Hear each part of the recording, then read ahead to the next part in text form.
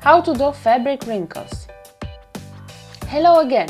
Before starting the tutorial for today, I will have to let you know that I grouped all my videos into playlists so that you can find them easily. I receive a lot of comments asking for tutorials for beginners, middle level or advanced, so I decided to group them to help you find them quickly.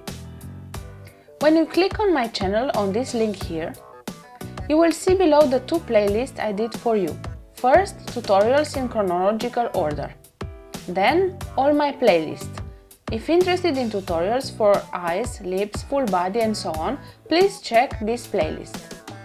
Then, below these two playlists, I added another three, tutorials for beginners, medium level and advanced.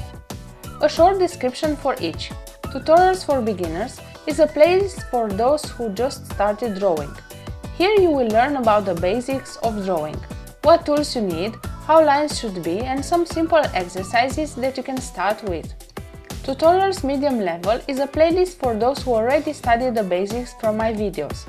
Continue learning about fashion sketches and watercolor portraits and then get prepared for the advanced level.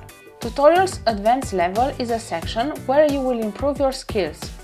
Here you will learn about texturing, speed, effects and spectacular things that you can do with your pencils, markers or brushes. Hope that you will find easily the information you need. Enjoy! And now let's get to the tutorial for today. I took an image from Google and I use it to decompose the shapes that I'm sure you are not very used to see. In fact, every drapery has folds that can be decomposed into primary shapes like cylinders, cones and sphere. These are the three-dimensional shapes or flat shapes like triangle, rectangles or round shapes. We will know the three-dimensional shapes with 1, 2 and 3. 1 means truncated cone, 2 means cone and 3 means a door, a shape that seems like a bagel.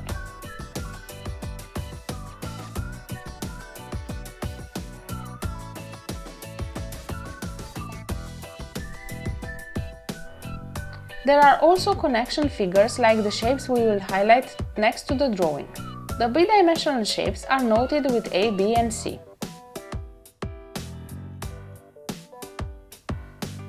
Once again, we will use the same image to underline now the direction of shading. After decomposing the shapes, in order to know what forms are composing our drapery, we need to know how to shade them in which direction. And we will redraw the shapes. Watch carefully the arrows that underline how you should use the pencil and what would be the direction of shading the cloth. Of course that the flat shapes are shaded in one way and the round three-dimensional shapes are hatched on their generator line. See that the curved arrows can be concave or convex so that you can shade them properly. Below, in an A, B and C frame, we will underline some types of shading. The 45 degrees shading, the intersection shading or the gradient. Depending on the type of fabric, you can use one or both or all of them. Just a simple example now to see how to shade a part of the clothing with these three simple techniques of shading. The construction of the folds, the light and shadow will be the same. This time, we change only the technique of shading.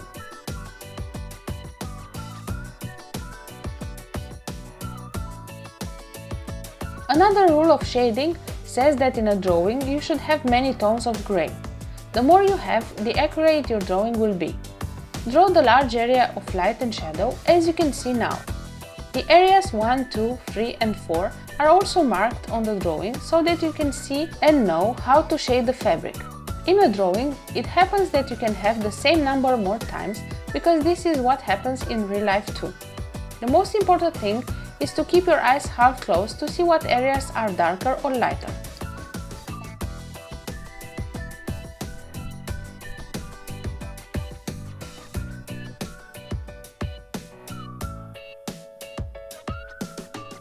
Like always, we will start by constructing the shape of the drapery.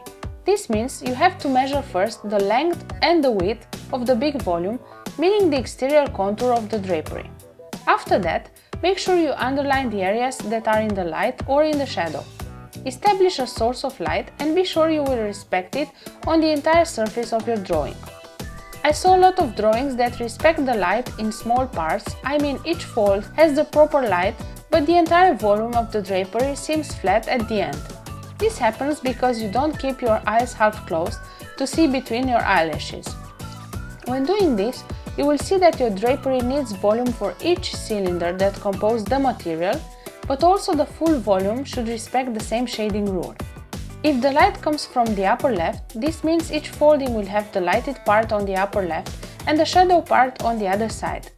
Also, it means that the whole drapery will have the cylinders in the upper part left lighter than those in the lower part, let's say. For better results, make sure you will have good quality pencils.